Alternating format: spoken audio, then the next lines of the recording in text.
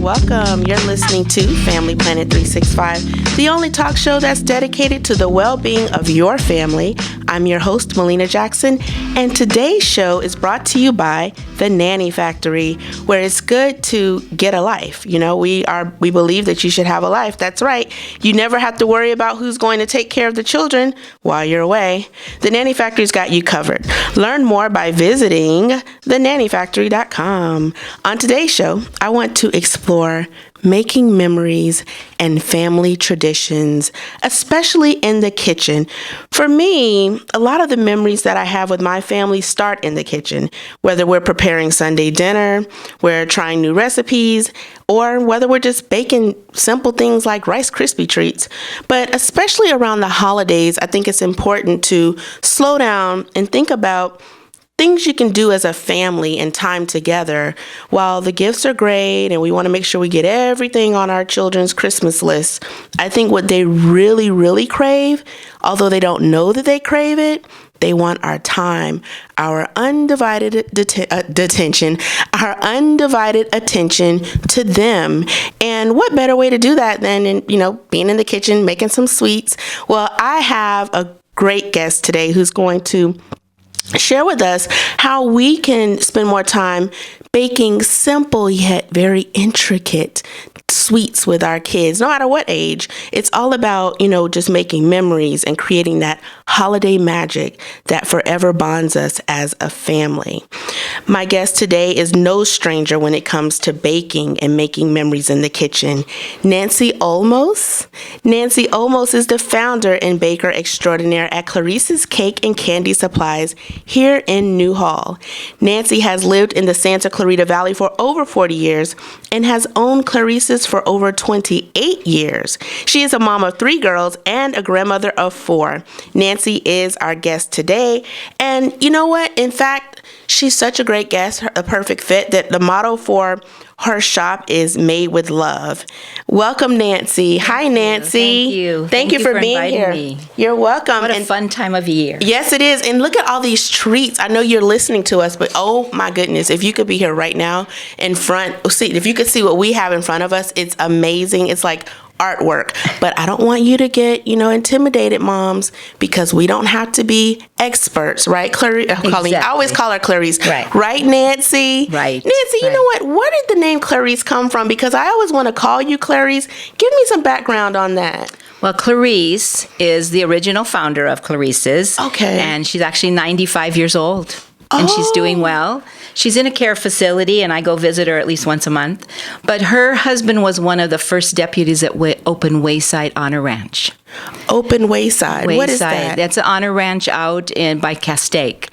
And he was a deputy sheriff, and they came for a ride on a Sunday afternoon. And they came over the Newhall Pass before there was all the freeways. And he said, "Isn't it beautiful here? Don't you want to live here?" And she said, "No." And but the rest is history. She was here, and she learned to decorate at Newhall Park to do her parents' 50th wedding anniversary. And I met her. My mom gave me cake decorating lessons once with her. And we just became great friends. When she was going to sell her shop, she chose 3 people that shop with her a lot that she thought might love her shop as much as she did. And I guess I won the lottery. I don't know. But I'm excited. I'm proud that it's still Clarice's. She's just a special friend.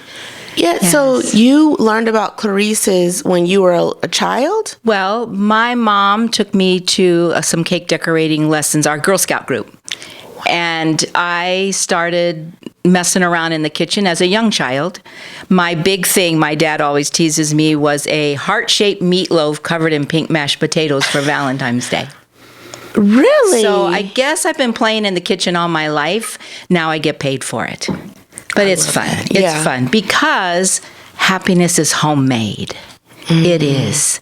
And we need to come back to traditions. And I love your show because that's what you're talking about. And you're telling people you don't have to go on Pinterest and try to do all those over-the-top things. Although this looks pretty over-the-top to me, Nancy. Well, the candy train is made out of candy bars that you can buy at the grocery store or at Walmart, wherever you shop. And it's glued together with something called royal icing. Royal icing is meringue powder, powdered sugar, and water. We now have instant royal that we sell at our store, which which is 5 tablespoons of water. Whip it up, and you've got cake decorator cement or glue, but it's edible glue. Okay, so it's not icing, because I was thinking. Well, it is icing, but it's called royal icing. It gets hard. It's like a gingerbread icing, and it holds together all the little candies. And this is something that we do as a family with our after Thanksgiving dinner. Okay. We always have a craft, and this year we all made candy trains like this. And I have 3-year-old twins, and they made a train. Theirs was a little different, but they were so proud of that train. They loved it. I love that. Because kids just, it's an art form, and everybody sees it different, and it's fun. But a simple marshmallow put on a sucker stick, rolled in chocolate, rolled in sprinkles, what a great treat. And you don't have to go out and buy so many different items and have things and drive yourself crazy. You know, Pinterest is fun, it gets you inspired, but look in your kitchen. You can make bark out of broken Oreo cookies. You can make bark out of pretzels that are in the cupboard, cereal that maybe you bought and, the kids don't like it now. Mix it with some chocolate, spread it really thin on wax paper, let it set up for 20 minutes, boom, break it up, you have some candy bark that you can share with your neighbors and friends.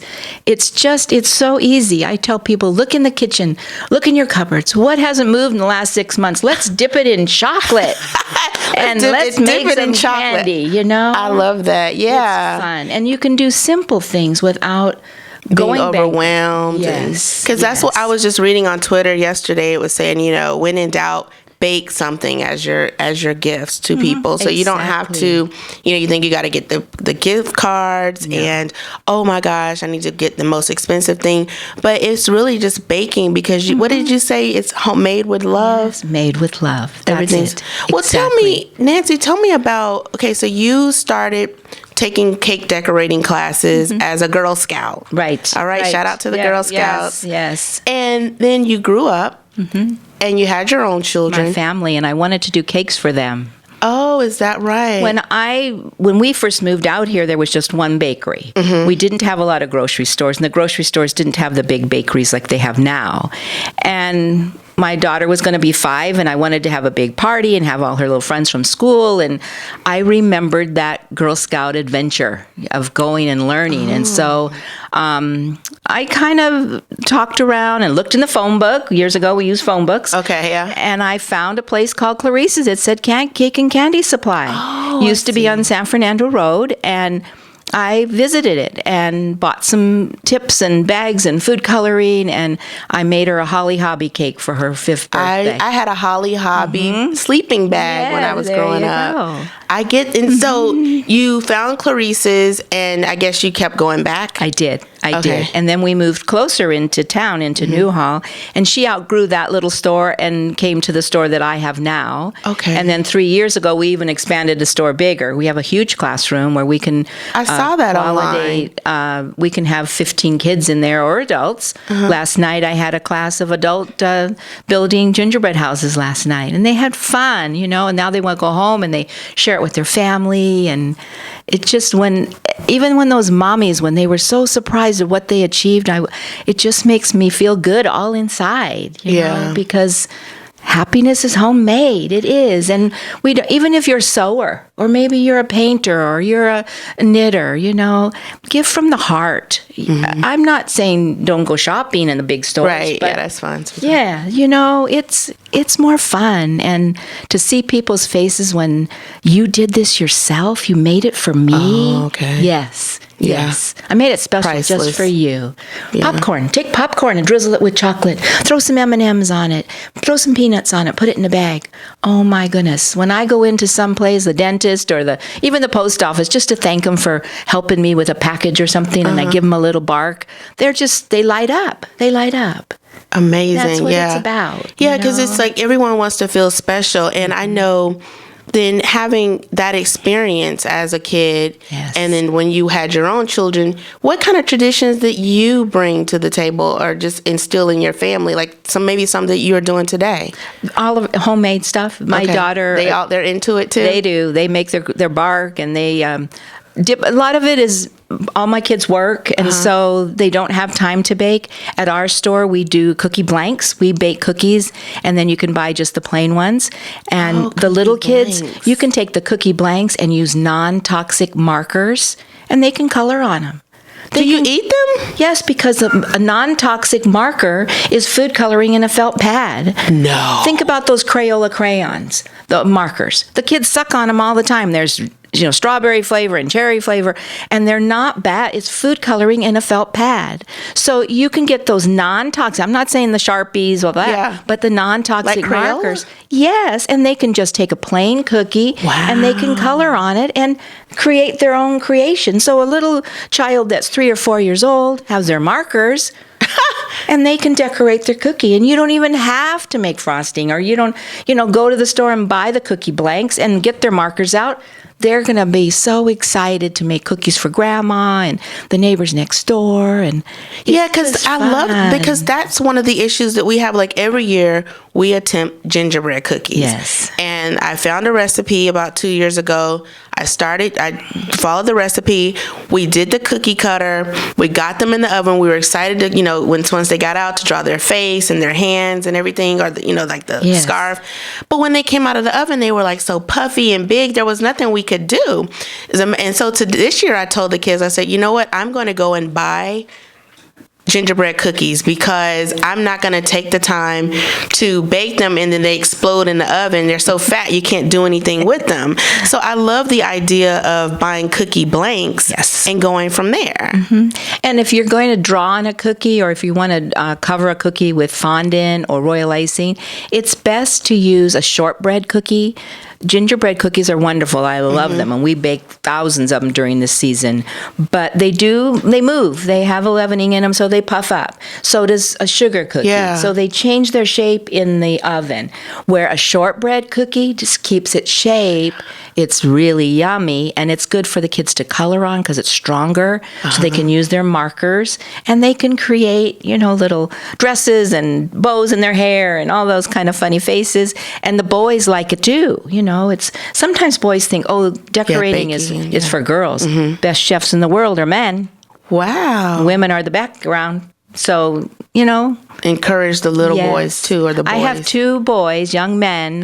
One's works in a 5-star hotel back in Virginia, and he worked on a presidential cake once. So I'm very proud of Matthew. Wow. He's good. And another boy is working on. He's in a culinary back in Boston.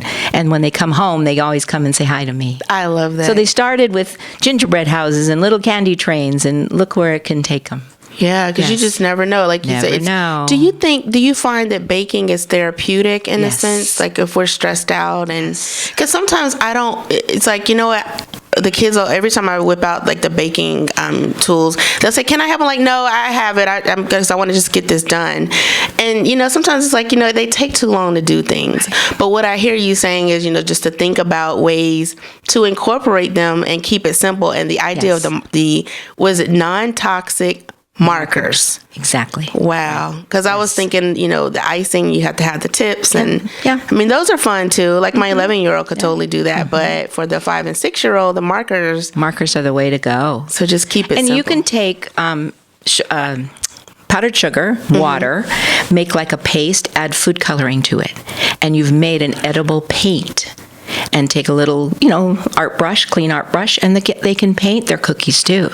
Okay, so powdered sugar, and some water. Mix it so it gets to be like a paste? Sort of like I always tell my ladies, sort of like a glue, white glue, sort of a thick runny consistency.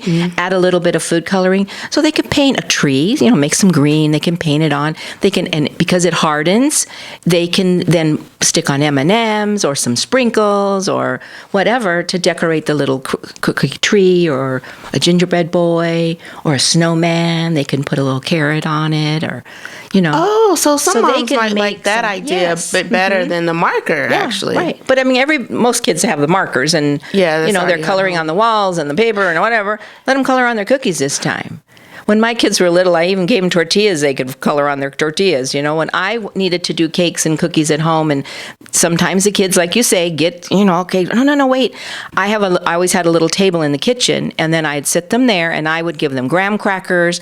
I would give them a tortilla. I would give them even vanilla wafers, and I'd say, here's your markers. Okay, color. You make your cookies while Mommy gets this done. Well, then when my cookies were done, then we decorated together. But I kept them busy with some projects that they were going to be proud of, that they were going to do. And then it all kind of works together. You've got to have a plan how to keep them busy, because I know they want to crack the eggs. They want to mix. They do. And that's something I don't let, because the shells get in. Okay, I'm sorry. You hit a button for me. Okay. Right. So they want to crack the eggs. They want to pour the milk in. Yes. I let them mix. I like for them, because I have like a hand mixer, so I like and that's them good. You're right. They mix. Right. So have something to keep them busy while you are at bay while you're. Or papers, and say, you design your cookie over there, and then we'll put that onto a real cookie. And they, give them some ideas of things they can be doing while you're doing the busy work. Then we can get all together and have your, I have a special Christmas plastic tablecloth that covers my whole kitchen table, because it gets messy. I mean, no matter what, if I'm dealing with adults and kids, and then we put the tablecloth on, and they know it's time for fun. And I have little bowls with the M&Ms already out, and the gumdrops and all that kind of stuff. So then they just know they can start gluing them on. They paint with their little edible glue, and it's fun. I want to come to your house. Yes, I can come to your class. You can come to my classes. About that. Right, that's really cool. Right. You know what? Tell us about. We're going to go to break in a little bit, but before we break, I wanted to talk about the classes that you offer, because I think that's great. I was able to go on the site, and I'm going to be honest with you. Before contacting you, I didn't realize that Clarices has classes in store. Right. Because I thought it was just a bake shop, like a store you go buy your bake, your supplies to bake. That's what I thought. And you make cakes, you do so many things. So what do you enjoy about teaching the classes? Just getting people turned on to this craft, because it's a craft that they can go home and make lots of people happy. And so that's why we made the bigger classroom, where we can accommodate, 12, 15 people at a time, kids and adults. We have all kinds of kids classes. Our cake decorating is going to start in January. Okay. And we have a January special with one paid class. You get to bring a friend free. And so that's kind of fun to start the year off, when coming and joining in with your friend, doing something special. So we do fondant classes, candy classes the first Tuesday of the month. We have a chocolate class. That's the best deal of the year, $5 for a candy class. Oh. But I'll get you turned on to chocolate. Ooh, yes. Oh, yeah. It's because you already told us, like, if we have things in our pantry that we haven't eaten in 6 months, just dip it in chocolate. Make bark, I love it. Oh, my goodness. Well, we're going to take a quick break, and when we return, Nancy from Clarices here at Newhall will share with us some of the things that she brought in today. Like, she already talked about our candy train, but I want to get more insight on these beautiful leaf and mitten cookies that are sitting in front of me. And there's the cutest Rudolph the Red-Nosed Reindeer cookie, and I bet she has like the simplest way that she does this most intricate looking treat. So more when we return. You're listening to Family Planet 365 AM 1220 on KHTS.